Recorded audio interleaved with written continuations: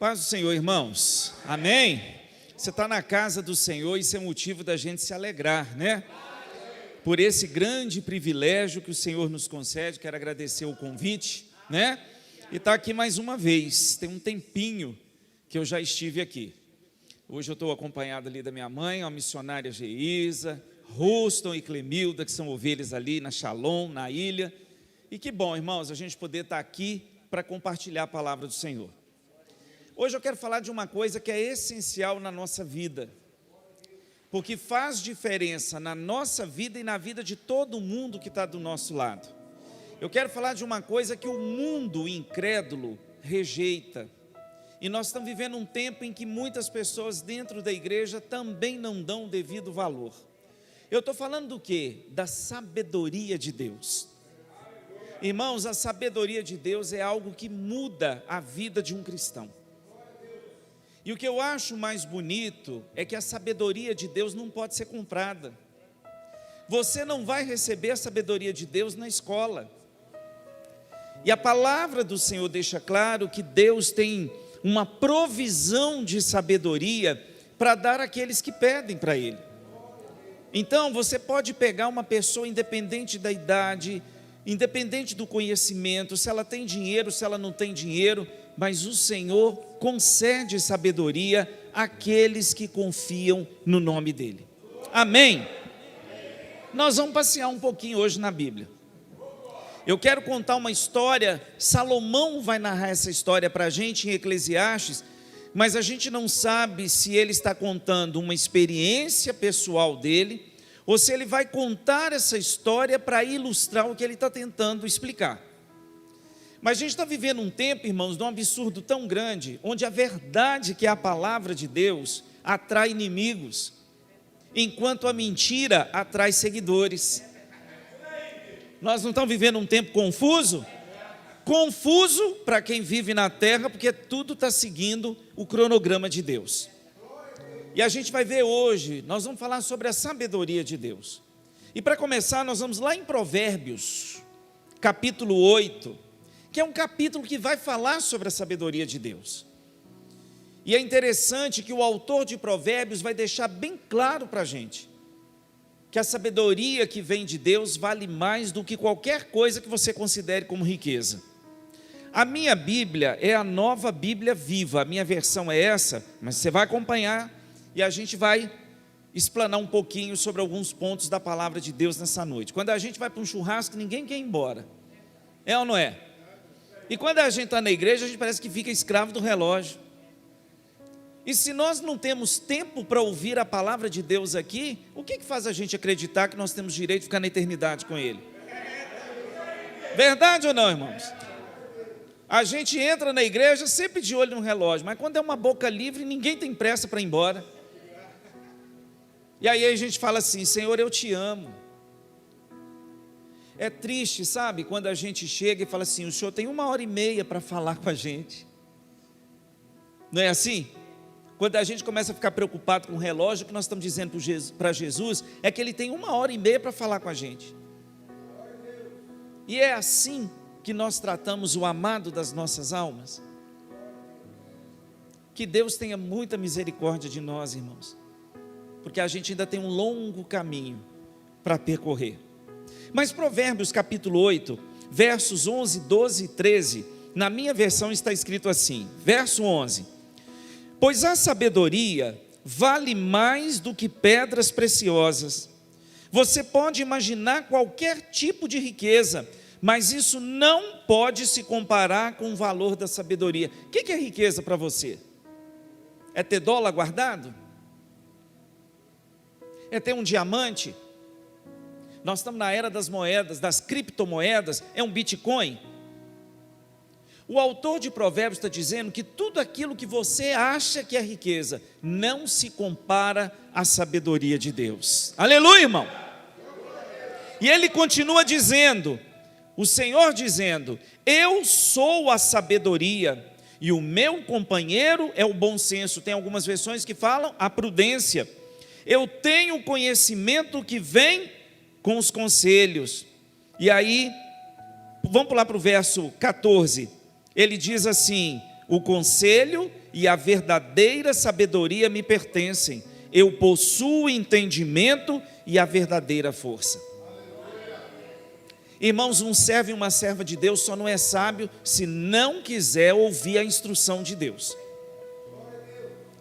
O apóstolo Paulo, a gente vai ver daqui a pouco, quando ele escreve o primeiro capítulo da primeira carta à igreja de Corinto, ele diz que o mundo despreza a sabedoria de Deus. E aí o que Deus faz? Nós estamos aqui reunidos de pessoas que eram os candidatos menos prováveis para estar na presença de Deus. Aí o que Deus faz? Chama as coisas loucas para confundir as sábias. Chama as pequenas para confundir as grandes. O mundo nunca vai entender a sabedoria de Deus. E é triste ver que nós estamos numa igreja que está na porta do arrebatamento e muitos cristãos ainda desprezam a instrução de Deus. E deixa eu te falar uma coisa: quando você dá ouvidos e dá valor à sabedoria de Deus, Deus vai te dar duas coisas. Primeiro, Ele vai te dar direção. Você sempre vai tomar uma decisão que está em conformidade com a vontade de Deus. Irmãos, não tem coisa que mais machuca a gente quando a gente toma uma decisão precipitada, que a gente não pergunta a Deus, e na hora que as coisas dão errado, a gente ainda joga a culpa nele. Então a sabedoria de Deus traz o que para a nossa vida? Direção. E sabe o que ela também vai trazer para você e para mim? Solução para os nossos problemas. Você quer que seus problemas sejam resolvidos? Comece a dar ouvidos e valor à instrução de Deus. Então olha para essa pessoa que está do seu lado e diga assim: eu quero ser sábio e você também. Você quer ser sábio? Vocês querem ser cheios da sabedoria de Deus? Aí você fala assim: pastor, mas como que eu faço para adquirir essa sabedoria? Vamos em outro texto bíblico. Vamos lá em Tiago, abra sua Bíblia lá em Tiago, capítulo 1, e nós vamos ver aí o que Tiago vai falar sobre a sabedoria. Verso 5. Como é que eu faço para ter sabedoria? Vou ter que matricular numa escola? Vou ter que fazer um curso online para mim conseguir a sabedoria de Deus? Eu posso comprar a sabedoria de Deus? Não. Olha o que Tiago fala no capítulo 1, verso 5. E se algum de vós tem falta de sabedoria, peça ao pastor. É para mim que você vai pedir sabedoria? Não. Peça a Deus, ao Senhor, que está sempre pronto a dar uma farta provisão de sabedoria a todos aqueles que lhe pedem. Aí você vê uma pessoa que não tem instrução nenhuma, uma pessoa que nunca estudou, mas é uma pessoa tão cheia de sabedoria, irmãos. E você vê alguém que passou pela faculdade, que tem vários diplomas, vários títulos, e não tem a metade da sabedoria de uma pessoa considerada analfabeta. É só Jesus para fazer um negócio desse. Pegar a gente que não sabe nada e nos enche de uma sabedoria que vem do alto. E nós vamos ver que a sabedoria de Deus muda a nossa vida e muda a vida de quem está perto da gente. Quando eu ministrei sobre isso, eu falei de uma mulher que viajou 2.249 quilômetros no meio do deserto. Irmãos, hoje andar 2.249 quilômetros é fácil, você entra no avião e vai. Essa mulher atravessou deserto, e eu estou falando de deserto, faz calor demais durante o dia e frio demais durante a noite. Correndo o risco de enfrentar animais peçonhentos, cobras que vivem no deserto, escorpiões. E correu o risco ainda de ser assaltada, porque naquele tempo, nos desertos, ainda tinha ladrões, como tem até hoje. E essa mulher atravessa um deserto. Os historiadores acreditam que a viagem durou 6 meses. E essa mulher sai da capital do seu reino, Maribe, e viaja até Jerusalém para conhecer o rei Salomão.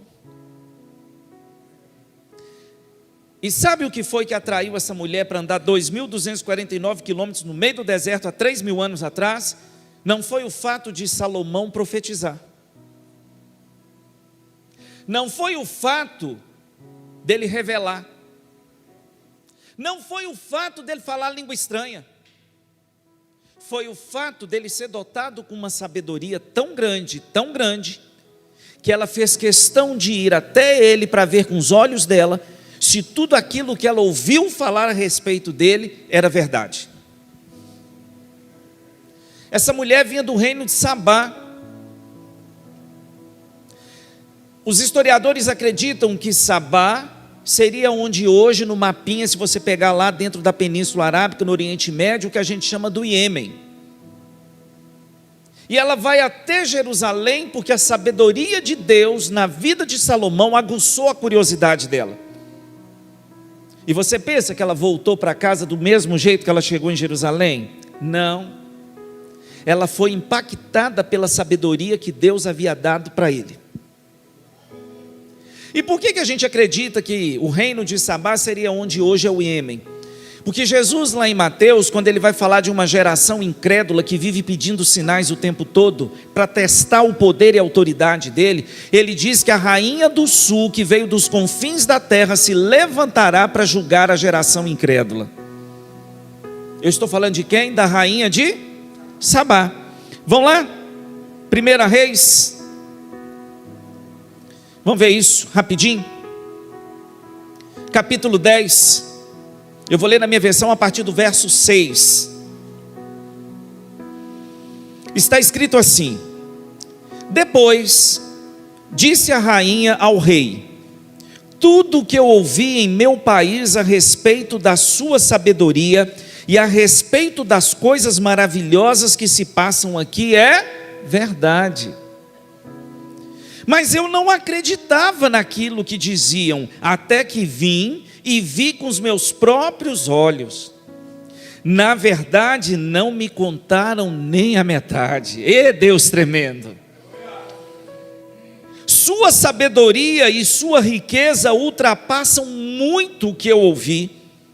Como devem ser felizes os ajudantes do seu palácio, e não poderia ser de outra forma, porque eles estão aqui dia após dia ouvindo a sua sabedoria.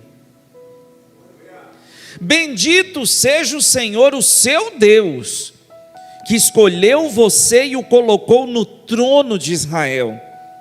Por causa do amor eterno do Senhor para com Israel, ele o fez rei.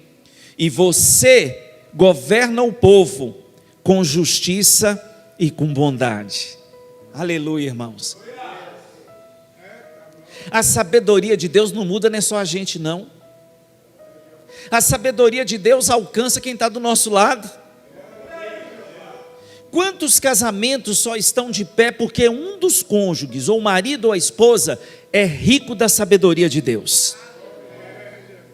Quantos ministérios não fecharam suas portas porque Deus tem dado sabedoria aos seus líderes para conduzir o rebanho, para que ninguém se perca antes de chegar lá no céu? Quantos locais de trabalho não fecharam suas portas porque Deus tem derramado sabedoria sobre os funcionários? Irmãos, a sabedoria de Deus não muda, não é só a gente não. Muda aqueles que estão do nosso lado. Essa mulher, quando encontra Salomão, diz: como são felizes aqueles que vivem dentro do palácio e que todo santo dia usufruem da sabedoria que o Senhor, Deus de Israel, deu a você. Irmãos, será que nós estamos atraindo as pessoas com quem nós convivemos pela sabedoria que Deus tem nos dado, irmãos? Porque sabedoria também atrai. Às vezes a gente acredita ou pensa que tem que profetizar, tem que revelar, tem que falar língua estranha. Irmãos, tudo isso é uma maravilha, mas não garante lugar para ninguém no céu. Jesus falou uma coisa que eu acho tão pesado lá em Mateus 7, toda vez que eu leio aquilo, falo: Jesus, tem misericórdia de mim, quando ele diz: nem todo o que diz Senhor, Senhor entrará no reino. Mas profetizamos, falamos em línguas, expulsamos demônios, e sabe o que Jesus diz que vai falar para esse povo? apartai-vos de mim, porque eu nunca conheci vocês. Porque o poder para falar em línguas, para expulsar demônios e para realizar milagres, vem dele, tudo é dele, tudo é por ele, tudo é para a honra e para a glória dele. Irmãos, não se alegreis porque os demônios se sujeitam à autoridade que o Senhor te deu, mas Jesus disse, mas alegrai-vos por saber que o vosso nome está escrito no livro da vida. Irmãos, se tem um lugar que tem que ter gente sábia na igreja, e aqui não importa quem chegou primeiro e quem chegou por último, porque a sabedoria Deus derrama sobre todos aqueles que confiam nele. Essa mulher andou mais de 2.000 quilômetros, e o que ela viu e o que ela presenciou, Deus mudou o coração dela. Deixa Deus impactar a vida das pessoas que te cercam com a sabedoria que vem do alto. Porque a sabedoria de Deus vale mais do que qualquer coisa que você suponha que seja sinal de riqueza. Irmão, dinheiro é bom, mas acaba. Talento é bom, mas o que mantém a gente de pé é a sabedoria que vem de Deus. Quantas vezes Deus colocou pessoas cheias do Espírito dele no seu caminho, e você poderia nem estar aqui, mas Ele te ama tanto, Ele me ama tanto, que Ele envia pessoas cheias do Espírito Santo, de sabedoria, e colocam do nosso lado, e a gente começa a desfrutar de uma riqueza que vem do alto. Sabedoria para fazer a diferença. E aí eu quero contar uma história que Salomão conta para a gente em Eclesiastes no capítulo 9. Nós vamos lá. Está aí ainda? Diga amém. Amém. Glória a Deus. Nós viemos aqui para aprender, não é? E o Espírito da sabedoria está conosco. Capítulo 9 de Eclesiastes, eu vou começar a partir do 11. Porque a vida é feita de incertezas. Nós temos uma mania, irmãos, de achar que nós temos o controle sobre o nosso futuro. E a gente faz de tudo para o nosso futuro ser do jeito que nós planejamos. E nada sai do jeito que a gente planeja, mas tudo sai do jeito que o Senhor determina. Eu não estou dizendo que é errado. Tem gente que é todo detalhista para comer. Não come isso, não come aquilo, porque isso aqui tem gordura trans, porque isso aqui vai me matar, porque isso aqui tem isso, porque aqui tem aquilo. Irmãos, a pessoa faz uma dieta, segue aquele negócio ao pé da letra. Porque a pessoa acredita o quê? Que aquilo ali vai virar sinônimo de saúde, ela vai viver muitos anos. Aí lá na frente ela tem um câncer. Eu não estou dizendo que é errado você ter uma alimentação saudável, não. Vocês estão entendendo? Mas isso não é garantia de que eu vou viver muito. Porque o futuro pertence a quem? A Deus. A gente trabalha igual uns condenados. Fala assim, vou trabalhar até tantos anos. Porque pelo menos quando eu chegar nessa idade, eu já quero ter isso, eu já quero ter aquilo, eu já quero ter aquilo. Tem nada de errado você planejar, não. Mas eu quero te lembrar, e é o que o Salomão vai lembrar a gente, que o futuro é muito incerto. Mas tem uma coisa que nós podemos confiar, de que o Deus que está conosco hoje, também está no nosso amanhã. Glória a Deus! A única coisa que é certa, é que o Deus que está conosco agora, Ele vai estar conosco no nosso futuro.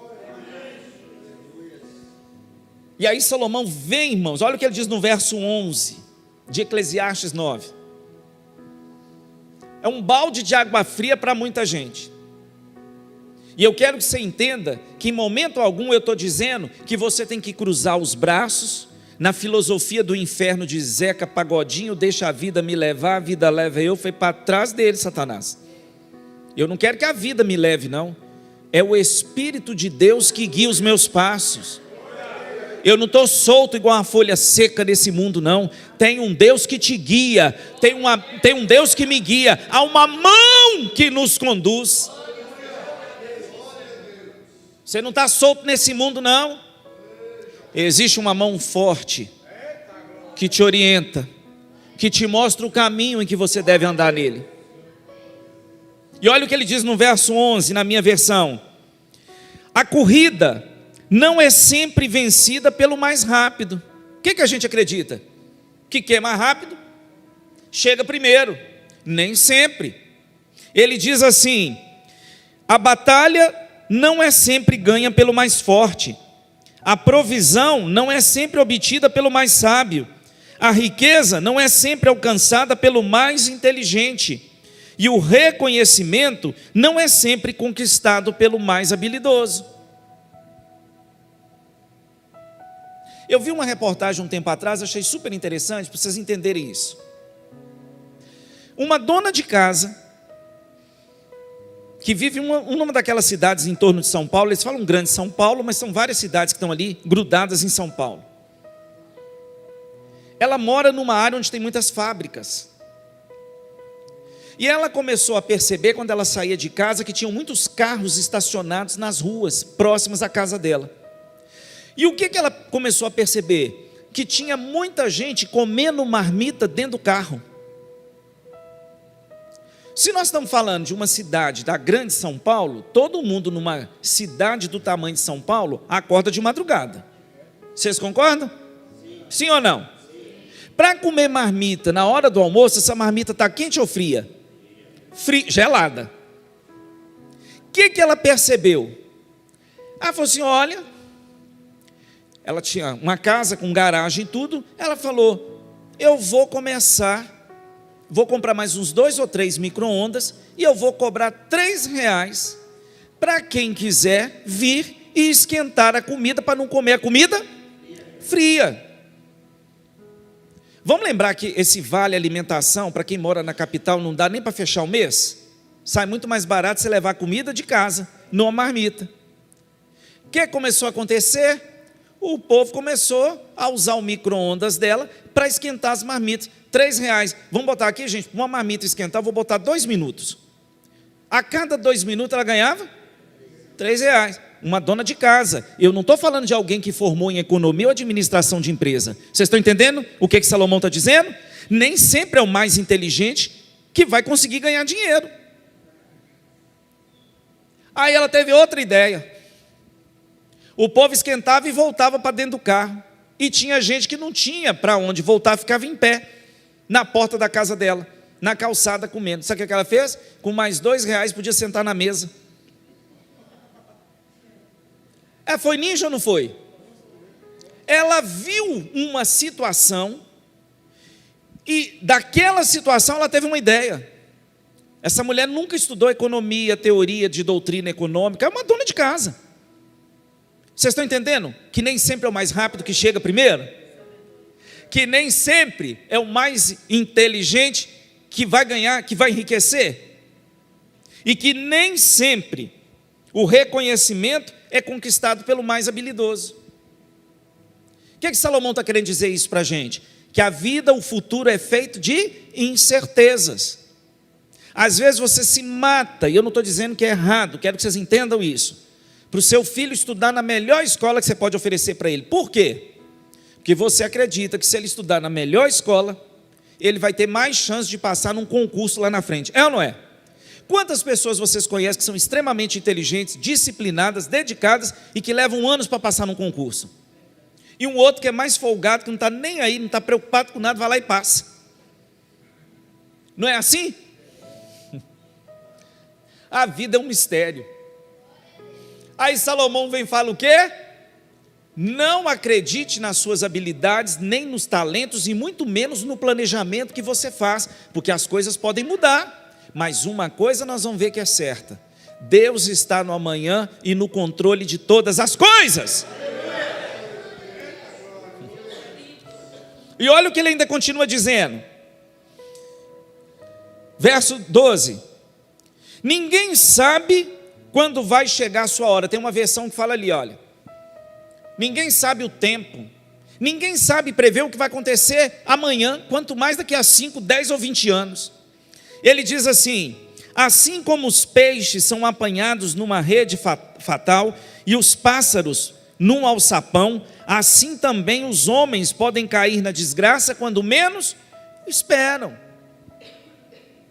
Você tem gente que passou a vida toda trabalhando com a disciplina financeira, com planejamento, que lá na frente perde tudo.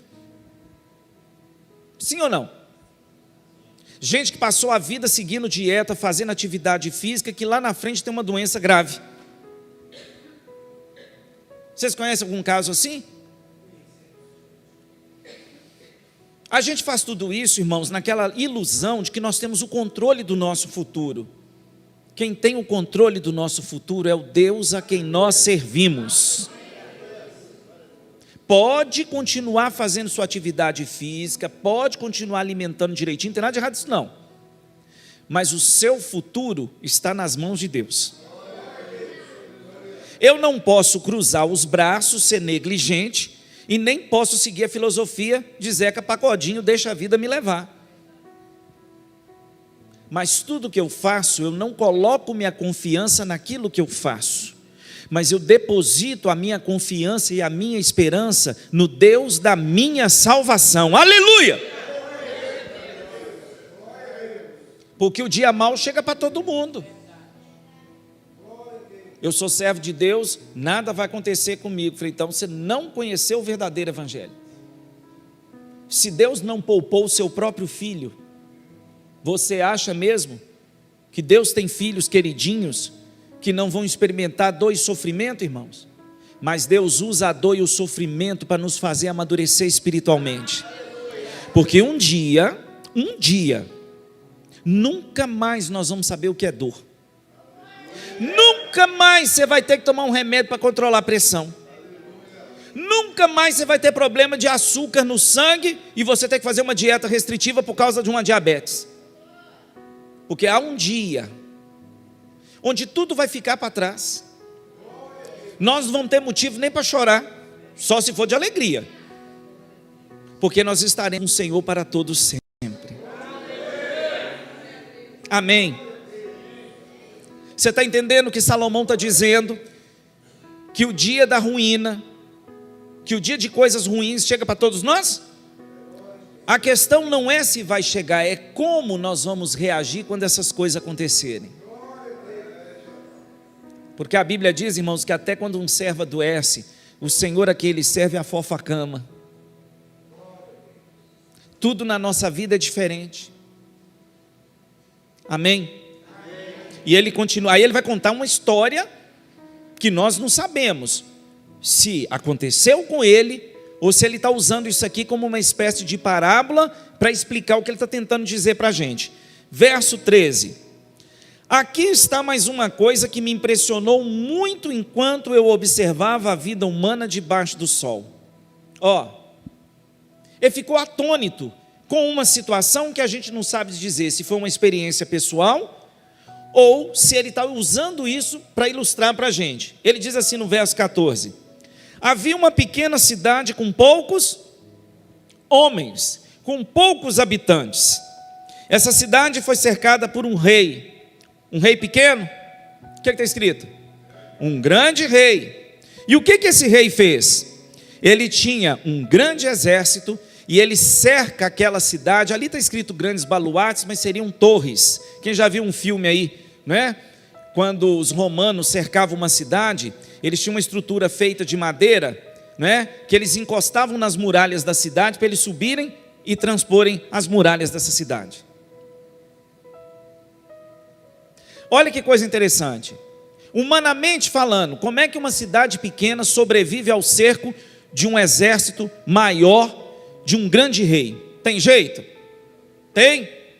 Imagina aí 50 sendo cercado por 1000. Matematicamente falando, como é que 50 vão lutar contra 1000? Derrota 100%, garantida. Mas o que foi que chamou a atenção de Salomão? Olha o que ele diz. Mas naquela cidadezinha, havia o quê? No verso 14, no 15, um homem sábio. E ele era sábio e rico? Sábio o quê? E pobre. Com a sua sabedoria ele salvou a cidade. Mas depois disso, o que está escrito aí? Ninguém se lembrou do que ele fez. Eu não sei, irmãos, tem coisas que eu leio na Bíblia que se eu pudesse, Deus falou assim, você quer ir lá para você ver como é que foi? Eu queria ir. Porque eu queria saber o que foi que esse sábio, esse homem pobre e sábio falou para esse rei, que fez o rei retirar o exército e salvou a vida de todo mundo naquela cidade. Veja bem, ele não era um general, porque um general entende guerra? Um general entende ou não entende? Entende. Ele não era parte de uma unidade militar. Segundo Samuel, capítulo 23, diz que o rei Davi tinha 30 valentes. Davi era bom de guerra, mas ele também tinha gente do lado dele, que servia para cumprir as ordens dele. Eu não estou falando de um homem estudado, de um homem que foi preparado para a guerra, eu estou falando de um homem pobre e sábio. O que foi que esse abençoado conversou com o rei, que fez um rei que tinha um exército muito maior, recuasse e salvou a vida de todo mundo que estava naquela cidade? O que você acha, humanamente falando, que você faria com alguém que salvou a sua vida e a vida da sua família? Teria que ter um reconhecimento ou não? Sim ou não? Se fosse nos dias de hoje, uma rua com o nome dele, uma estátua, numa praça, sim ou não? Riqueza, que afinal de contas, a sabedoria dele salvou a cidade inteira. E você acha que as pessoas se lembraram disso depois que o perigo passou? Nem sempre as pessoas vão reconhecer o bem que você faz para elas. Não se iluda com isso. Nem sempre as pessoas vão reconhecer que você foi uma pessoa importante, um instrumento poderoso nas mãos de Deus para ajudá-las a conquistar o que elas queriam. Deixa eu te dizer uma coisa, troféu só tem na terra, porque no céu vai ter coroa. Guarda isso no seu coração, para você não ficar iludido. Quando eu volto naquela história de 2 Reis, de Naamã, quem contou o caminho do milagre foi uma menina escrava que ninguém sabe o nome dela. Naamã era um general bem-sucedido, porque o texto de 2 Reis 5, a partir do 1º versículo, conta que o Senhor dava vitória para ele nas suas batalhas, ainda que ele não conhecesse ao Senhor. General na rua, bem vestido, mas quando chegava dentro de casa tinha que tirar a roupa de general. E aí o que os empregados viam? Que ali não estava um general, tinha um homem leproso. Porque quem te conhece é quem vive debaixo do teto que você também vive. Tem gente que é bênção na igreja, mas é um cão chupando manga dentro de casa. Cara de crente na igreja, mas dentro de casa, perverso. Tem mulher que é uma bênção na igreja, mas dentro de casa é auxiliar do cão. Aí uma menina escrava vira para a mulher de Naamã e fala assim: se o meu senhor fosse em Samaria e conhecesse o profeta de Deus, ela está falando de Eliseu, certamente ele seria curado da sua lepra. Pensa numa menina que foi arrancada de dentro da casa dela, que foi arrancada do lugar onde ela nasceu, e agora ela está escravizada dentro da casa de um homem sírio. Irmão, tem tanto crente dentro da igreja que não libera perdão, que se fosse os crentes de hoje, bem feito, tomara que morra de lepra o mais rápido possível. E quer entrar no céu. Vingativo. Essa menina tinha obrigação de falar alguma coisa? Ela falou. Ela contou para a esposa de Naamã, que contou para Naamã, que foi até o rei, que deu presentes para ele levar e buscar a cura dele em Samaria. E esse rei não era burro não, porque se eu tivesse um general que era vencedor nas batalhas, eu também não queria meu general morresse de lepra não. Você queria? Claro que não. Agora deixa eu te contar uma coisa. Naamã saiu da Síria, levando presentes para dar para o homem de Deus. A Bíblia diz que foram 70 quilos de prata e 2 vestes feitas do melhor tecido que existia na época. Ele estava disposto a dar um presente para o homem de Deus que rejeitou. E hoje está difícil, viu? Que o que tem de mercenário aí. Domingo eu estava pregando lá na igreja, eu falei que Jesus falou que nós temos que orar com urgência, porque os trabalhadores são poucos, a seara é grande, falta trabalhador, mas sobra mercenário. Agora a Bíblia não fala se quando ele volta para a Síria, porque ele volta curado, e ele volta transformado, se ele libertou aquela menina, ou se ele deu presentes para ela, porque o que a gente sabe é que ele levou presente para o homem de Deus. Quem cresceu o olho e pegou o presente? Geazi. E como é que termina Geazi? Leproso. Nem sempre as pessoas vão reconhecer o bem que você faz para elas. Não se iluda com isso. Mas deixa eu te dizer uma coisa, ainda que todo mundo na terra não reconheça nada do que você faça, o céu te conhece. E é no céu que eu quero ser conhecido, porque eu não vou ficar aqui para sempre. Todo mundo quando nasce tem uma senha, que ninguém quer passar para o outro. Eu não sei qual é a hora que a minha história vai chegar ao fim. Então a minha história na terra tem validade, mas no céu não. E eu quero ser conhecida no céu, irmão. É lá que a gente tem que ser conhecido. O profeta Malaquias diz que há um livro da nossa vida que está sendo escrito diante do Senhor. E um dia esse livro vai ser lido. E sinceramente eu peço muito a Deus que a minha história escrita nesse livro seja uma história muito bonita, com erros e acertos, mas que os acertos sejam maiores que os erros, porque o que eu quero é minha coroa. Então ele está dizendo que todo mundo naquela cidade escapou da morte por causa de um homem pobre e sábio. Mas o texto deixa claro que ninguém se lembrou dele depois que o aperto passou.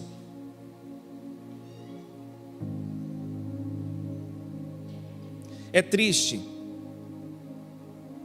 você não ver ou experimentar o reconhecimento daquilo que Deus te usa para ajudar quem está do seu lado. Eu costumo dizer que lidar com gente ingrata é muito difícil, porque o ingrato nunca reconhece o bem que você faz para ele, e no final vai te dizer que nunca te pediu nada. Conhece alguém assim? Levanta a mão quem conhece gente ingrata aí. Aí eu entendo quando a Bíblia fala, e Paulo escreve isso à igreja de Colossos, né? Quando ele diz que tudo que vós fizerdes, fazei de todo o coração para Deus, porque o que você semeia no mundo espiritual, você também colhe. E Jesus falou que tudo que nós plantamos, nós colhemos 30, 60 ou 100 vezes mais. Já pensou? Tudo que você está fazendo, você colher 30 vezes mais? Isso serve para o bem e para o mal ou não? Serve para os dois. Tudo que você planta, você colhe em medida muito maior, seja bom ou seja ruim. Mas ninguém se lembrou desse homem. E Salomão ficou estarrecido. Como que esse homem salva uma cidade inteira e ninguém reconhece a atitude dele? A sabedoria de Deus ainda é desprezada pelo mundo incrédulo. Mas não pare de fazer aquilo que o Senhor ministra ao seu coração. Ninguém está vendo, ninguém na terra, mas os céus estão atentos a tudo aquilo que você faz aqui. um sábio pobre. Um homem que com certeza não era estudado, um homem que não era rico, era um homem pobre. Mas tinha uma diferença: ele podia ser pobre materialmente, mas ele era rico em sabedoria. Você está entendendo agora por que o autor lá em Provérbios 8 diz que a sabedoria de Deus vale mais do que qualquer riqueza que você sonhar nessa terra? E vocês estão percebendo que a sabedoria de Deus muda a sua vida e muda a vida de quem está ao seu redor? Às vezes, alguém da família não se converte, não é o diabo, é porque está faltando o que na sua vida? Você mostrar em atitudes a sabedoria que vem do alto. Porque a sabedoria atrai. E é por isso que Paulo, escrevendo à igreja de Corinto, ele vai dizer isso. Eu vou ler o que está escrito em 1 Coríntios 1, 19 a 21, tá? Está escrito assim: sei perfeitamente bem como parece loucura àqueles que estão perdidos quando ouvem a mensagem da cruz. Nós, porém, que somos sábios e salvos, reconhecemos que essa mensagem é o próprio poder de Deus, pois está escrito: a sabedoria dos seus sábios desaparecerá, e o entendimento dos que são instruídos será rejeitado. Então, onde estão esses sábios, esses eruditos, esses brilhantes comentaristas das grandes questões deste mundo? Deus fez com que todos parecessem ridículos e mostrou que a sabedoria é loucura. Ele está falando da sabedoria humana. Deus, em sua sabedoria, providenciou para que o mundo nunca encontrasse a Deus através da sabedoria humana. E então ele se manifestou e salvou a todos quantos creram em sua mensagem, essa mesmo que o mundo considera loucura. Nunca compartilhe seus sonhos, seus projetos com quem ridiculariza sua fé. Tem muito crente, boca de jacaré, conta tudo para todo mundo. Eu não estou dizendo que é errado você contar aquilo que Deus faz, não, porque isso aumenta a fé do outro. Mas espera a coisa acontecer para você dar testemunho. E pergunte a Deus de que maneira você vai dar o testemunho para que o olho do outro não cresça. Porque tem gente que não celebra as nossas vitórias. Irmão, nós não somos um bando de criança que está aqui, não. Nós somos um povo amadurecido. E maturidade faz a gente ver o mundo do jeito que ele é. Se você quer que seus planos sejam bem-sucedidos, em primeiro lugar, apresente-os a Deus. E depois fica de boca fechada. Quando a coisa acontecer, dê testemunho. Porque nós precisamos contar as maravilhas que Deus faz. E o seu testemunho pode aumentar a fé de quem ainda está esperando alguma coisa da parte do céu. Aleluia, irmão. Noite de terça-feira, é isso que nós estamos ouvindo? É, porque Deus quer que você saia daqui mais sábio do que você entrou. Porque é isso que vai fazer diferença na sua vida. E Deus escolheu aqui, ó, as coisas desprezíveis deste mundo, para calar a boca daqueles que acham que são alguma coisa. Esse é o nosso Deus. E é interessante que aqui está falando de um homem pobre e sábio. Mas tem uma outra história, lá em 2 Samuel, nós vamos ver isso, capítulo 20. Uma mulher, deixa eu contar a história para você poder entender, não vou ler tudo não, vou deixar como dever de casa. 2 Samuel, capítulo 20. Depois que Davi passou o que passou com Absalão, um homem chamado Seba, filho de Bicre, da tribo de Benjamim, não aceitou a autoridade de Davi como rei. Então ele fez o quê? Ele se rebela contra Davi. E como Davi já havia passado o que passou com Absalão, ele dá ordens ao seu exército, e um dos generais do exército de Davi chamava Joabe. Ele dá ordens a Joabe que pegue esse cidadão e elimine o problema, porque ele já havia passado uma situação parecida com o próprio filho. E casa dividida não fica de pé. Nada dividido fica de pé. E aí esse abençoado vai para uma cidade chamada, que a gente vai ver aqui, tá? E nessa cidade, Joabe fica sabendo que ele está escondido ali e cerca a cidade. E aí, o que ele vai tentar fazer, que eu acho interessante, que a gente vai ver aqui? Ele vai ameaçar destruir a cidade inteira por causa de um transgressor. Uma mulher, que ninguém sabe dizer o nome, vai conversar com Joabe. Falou: general, o senhor não conhece a nossa fama?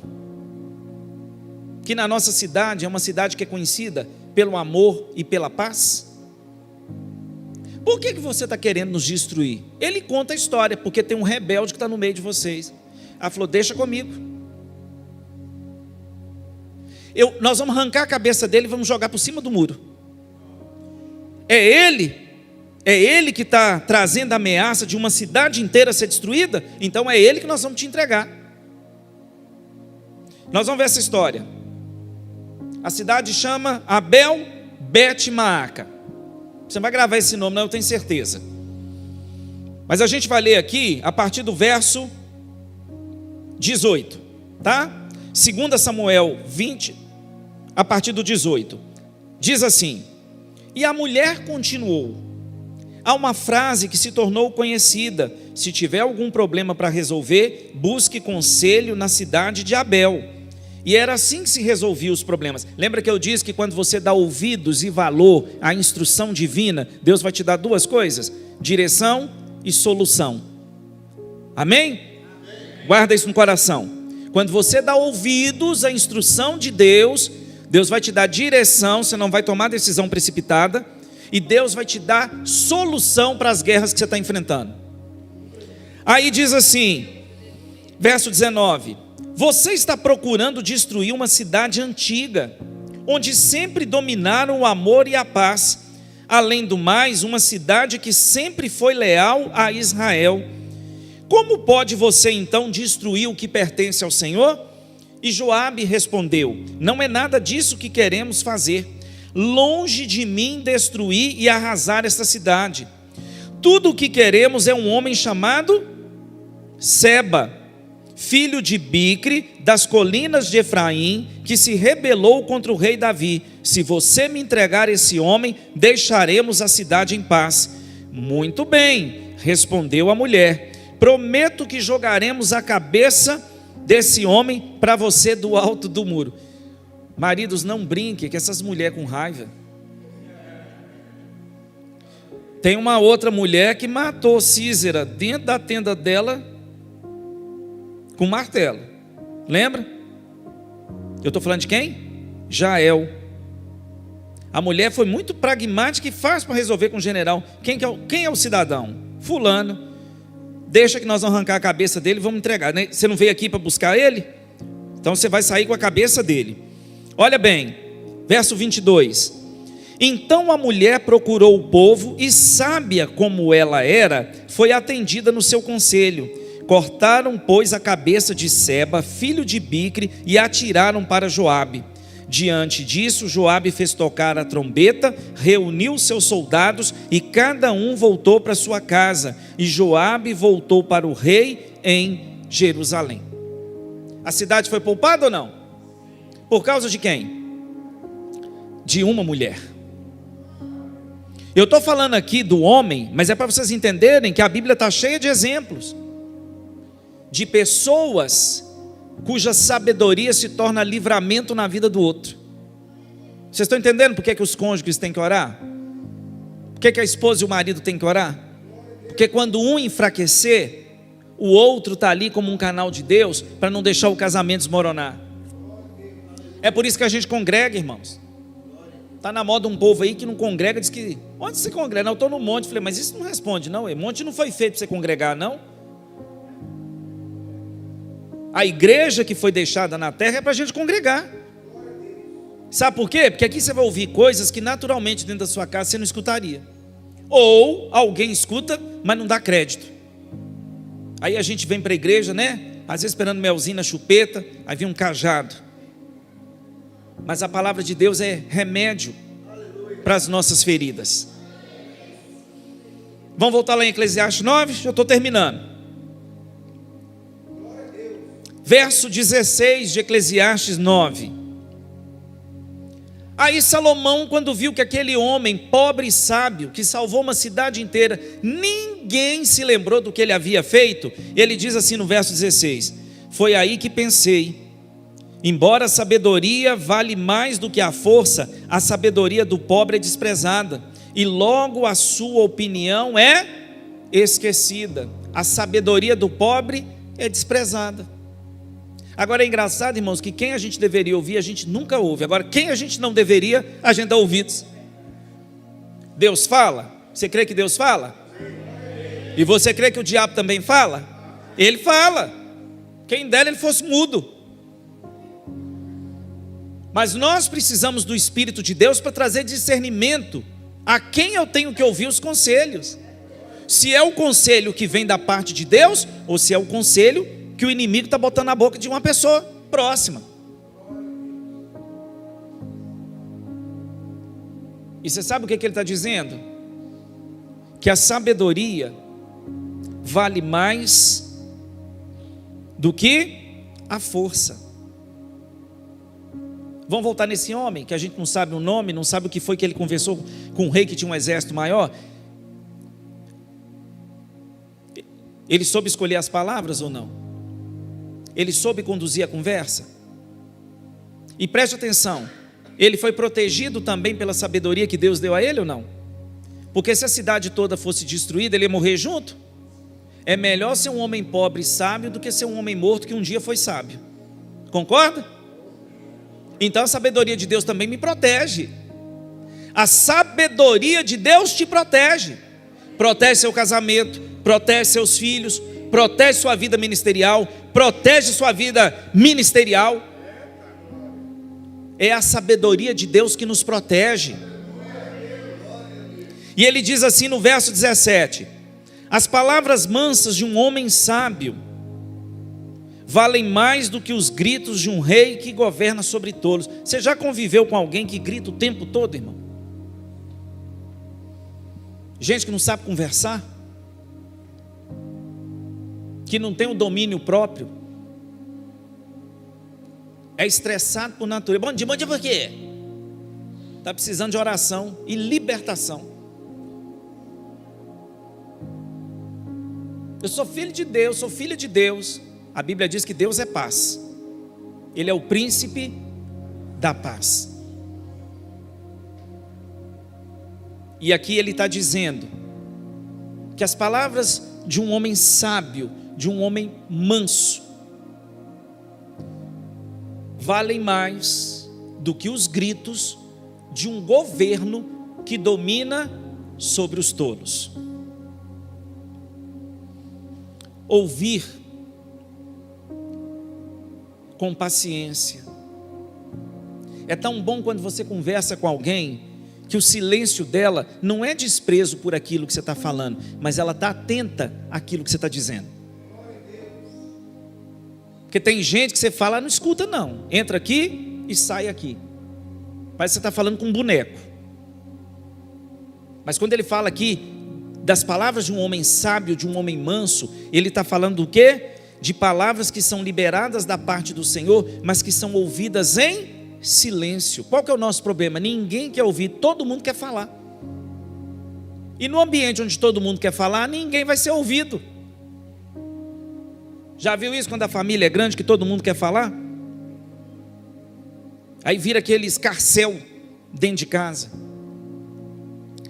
E é interessante que no mesmo livro de Eclesiastes, no capítulo 4, verso 13, ele escreve um provérbio, ele fala assim: melhor é o jovem pobre e sábio do que um rei velho e tolo que não sabe mais ser aconselhado. Olha lá. É triste quando a gente deixa de ouvir conselhos. Sim ou não? Eu sei mais do que você. Olha, se você sabe mais do que eu, sabe mais que o resto da humanidade, você está fazendo o que aqui na terra? Porque nós estamos todo mundo aprendendo. Ninguém aqui sabe tudo. Porque o dia que a gente achar que sabe tudo, está na hora de encerrar a passagem por aqui e ir embora. Porque com Deus a gente aprende o tempo todo, em todo o tempo, em todas as estações. E quanto mais você vive aqui, menos você sabe. Porque Deus só permite eu saber dele aquilo que ele quer me revelar. Já notaram isso? Você só sabe o que sabe sobre Deus porque ele te revela.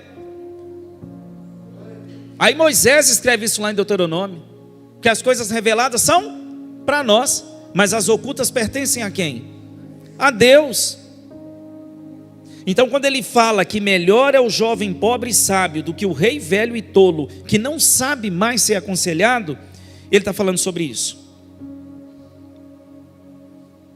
Aquele homem pobre e sábio, eu não sei o que foi que ele fez,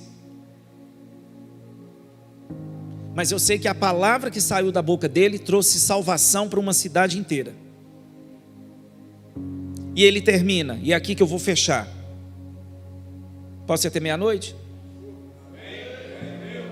Olha que o Espírito de Deus está aqui. Ele fala assim no verso 10, no 18, desculpa. A sabedoria é melhor do que as armas de guerra, mas um só pecador pode destruir bons planos. E eu estava tentando me lembrar de alguns aqui, para a gente encerrar. Vocês já notaram que uma decisão errada pode destruir um casamento? Pode ou não pode? Uma decisão precipitada pode acabar com a sua profissão. Anos e anos você lutando para construir um negócio, uma decisão errada que você fizer, joga por terra tudo que você levou anos para construir. Ainda bem, irmãos, que no céu nossa memória não vai ser preservada. Porque o primeiro casal, Adão e... Você imagina se a gente soubesse quem é Adão quando a gente estiver na glória? Ia ter sessão de apedrejamento coletivo. Você que é o miserável do Adão e eu sofri o que eu sofri por sua causa? Ainda bem que ninguém vai conhecer ninguém lá, que nossa memória vai ser transformada. Mas Adãozinho pisou na bola e nós pagamos a conta junto com ele. Porque através de um homem entrou o pecado no mundo. Mas através do segundo Adão, que Deus preparou, veio salvação para todos aqueles que nele crerem. Aleluia! Mas que Adãozinho trouxe problema para nós, trouxe. Outro exemplo que nós temos na Bíblia, Absalão. Absalão revoltado com o pai dele, com Davi, que quando deveria ter agido como um pai, no caso do estupro da meia-irmã, ele ficou calado, achando que o tempo ia resolver. Nosso problema é que a gente acha que o tempo resolve alguma coisa, o tempo enterra e desenterra, mas Jesus resolve. Aleluia! O fato dele estar revoltado contra o pai, dividiu uma nação, trouxe guerra, dor e sofrimento. Um problema que ele tinha que ter resolvido com o pai dele, o rei Davi, não resolveu. Uma nação inteira pagou por causa dele. E o próprio Davi na sua velhice. Segundo Samuel 24 conta essa história para nós. Davi já era um homem velho. E o diabo sopra e ele cai para contar quantos soldados haviam no exército de Israel. Israel sempre venceu as guerras, não foi pela quantidade de soldados, mas porque a mão do Senhor era com eles. E você rompe e vence, não é por causa da sua inteligência, porque você é isso e aquilo, não. Você só rompe porque o Senhor dos exércitos vai diante de você.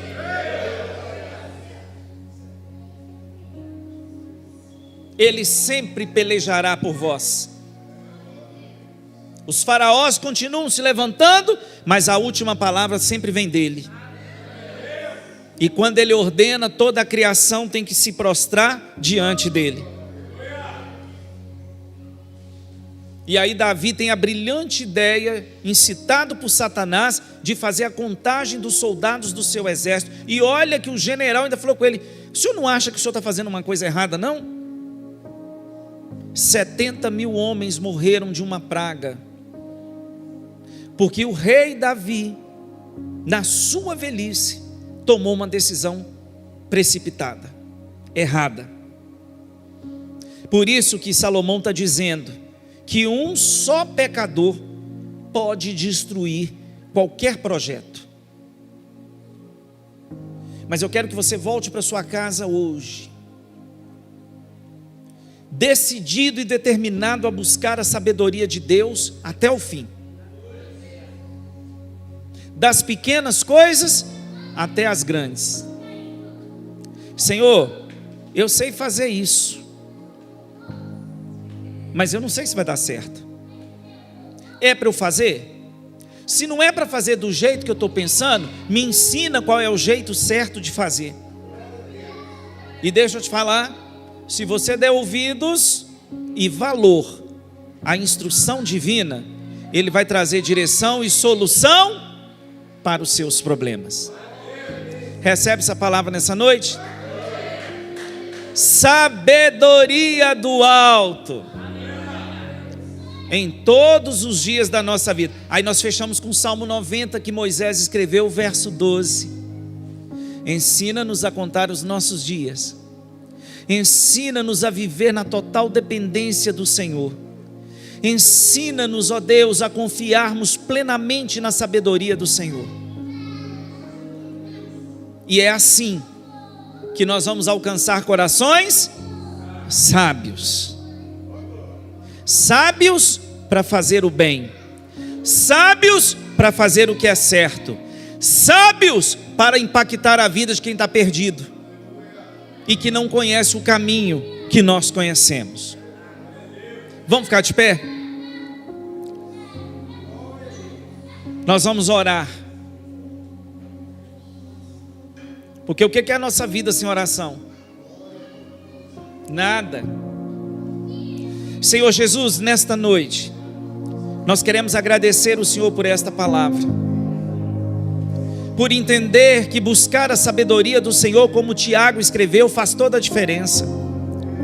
E nós queremos, como Salomão, que foi usado como instrumento do Senhor para que aquela rainha de Sabá voltasse para sua terra, sabendo quem era o Deus de Israel, nós também hoje nos humilhamos diante da tua presença e clamamos ao Senhor que nos dê muita sabedoria do alto, para que a gente possa dar um bom testemunho, e para que este mundo incrédulo saiba que ainda existe um Deus verdadeiro sobre toda a terra, o verdadeiro Deus, Pai de nosso Senhor Jesus Cristo, que nos convida a nos assentarmos nos lugares celestiais junto com Ele. E eu quero louvar o teu nome por esta igreja, por cada vida, por cada família que está aqui representada nesta noite. E nós vamos voltar para casa sim, mas muito mais sábios do que quando nós chegamos aqui. E amanhã seremos mais sábios do que fomos hoje. Hoje somos mais sábios do que fomos ontem, porque é assim que a história do cristianismo ela é construída. E o Senhor vai derramando sabedoria sem medida sobre o teu povo. Nós exaltamos o teu nome, agradecemos por esta rica oportunidade, e que nunca nos falte a sabedoria que vem do alto. Muito obrigado pela paciência que o Senhor tem conosco, pelas inúmeras situações em que nós não buscamos ao Senhor para tomarmos decisões.